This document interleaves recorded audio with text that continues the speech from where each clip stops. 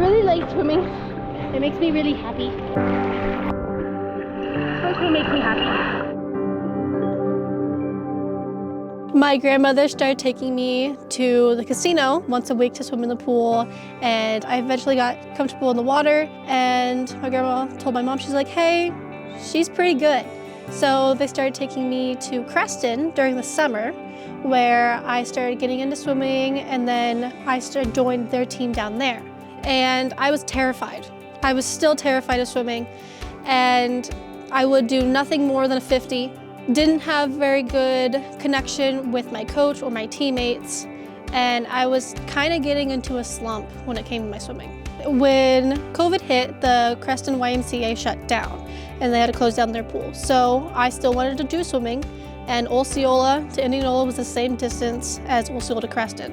And our first impression of the Indianola team, our old coach Mason slept in, and we didn't have practice that day. And me and the two other girls from Creston, we were like, no, we're gonna give it another shot. And I'm really glad we did, because I've been here for 3-4 years now.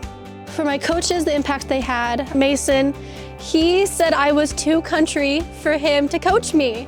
And I thought that that was really funny. But even with that, I felt like we were still really close and we had a really good relationship. And I really do miss him. And then for my other coach, Aaron Bandy, he feels like an older brother to me. And we have such a good relationship, and he is the sole reason why I still do swim and that I still have such a prominent feeling for swim. And then for my teammates, I've made so many friends, and they are lifelong friends. There's one friend, his name is Ethan, and he moved away, and we still talk every single day. And we were swimming together 3 years ago, and I haven't seen him in 3 years, but we still make sure to make contact every day. It's something that it builds bonds and that will never be broken. I don't even. One of my favorite memories is it was a home meet. This was when I had just first joined Indianola. It was during the summer. Aaron was like, you're gonna do more than 50. So he put me in the 1,000. I was swimming with Callie Waters, and we were both swimming, and my goal was to get more than halfway. And I got to my 500 mark, and I looked over, and Callie was still going, so I had to keep going.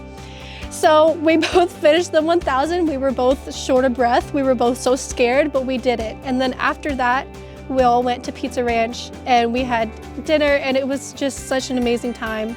We had headsets when it comes to swim practice, and Mason and Aaron would tell stories.